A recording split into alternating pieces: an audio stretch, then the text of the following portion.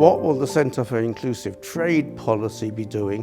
The idea is that for nearly 50 years, Britain hardly was active in trade policy. It was basically all done by Brussels. After Brexit, it's all our own. And the challenges are enormous. We need a trade policy that isn't just good for UK PLC, important though that is. We need trade policies that are good for consumers, that are good for the environment, and are good for the whole of the UK, in other words, the regions and nations of the UK. And what we need in order to be able to do that is good information. It can be difficult for policymakers to think about how they can support business to export more, or to look at opportunities from importing from different markets, because we just don't know enough about what goes on at the moment, particularly on a kind of sub-UK basis. So some of the challenges that the Centre is seeking to address around data will be helpful in ensuring that policymakers are better informed to make those choices. The reason that it's difficult to predict what's going to happen is the economy is 67 million people. They've all got views, they all move around in their preferences and so on. And so it's not just a simple process of saying this price went up, therefore that demand will go down.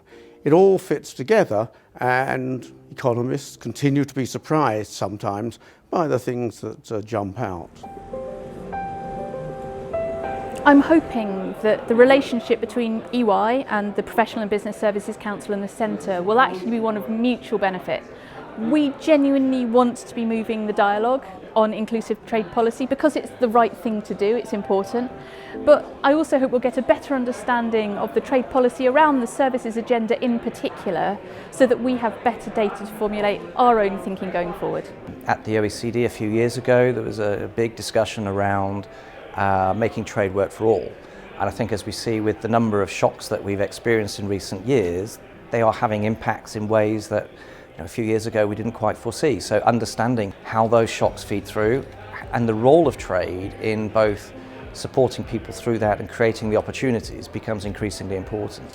So working with partners like the new Centre is going to be absolutely critical. We can't do it all ourselves, we have to draw on experts in other areas. So working together will help us answer a lot of those questions. Well, lots of places don't call it trade deals, lots of call them comprehensive partnership agreements and things like this, because they are more than just what you physically trade and widgets. It's about services, it's about basic standards, it's about environmental and labour standards, it's about making sure that everyone is being lifted up, it's about making sure that everyone can access these things. It's not just for the big businesses, but it's for all. And so it is a comprehensive deal that binds your country in a set of directions for potentially a generation. And if you don't get that right now, you really stymie the potential for your country to thrive later on.